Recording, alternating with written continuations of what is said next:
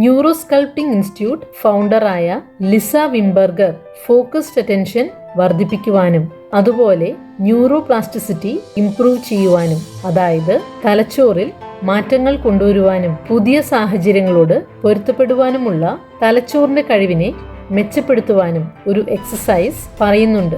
ഇതിനായി ഇതുപോലെ ചെയ്യുക. ഒരു കൈ ഓക്കെ പോലെ പിടിക്കുക. മറ്റേ കൈയുടെ ചൂണ്ടുവിരൽ നിവർത്തി പിടിച്ച ശേഷം നടുവിരൽ ചൂണ്ടുവിരലിന് ചുറ്റും വളച്ചു പിടിക്കാം.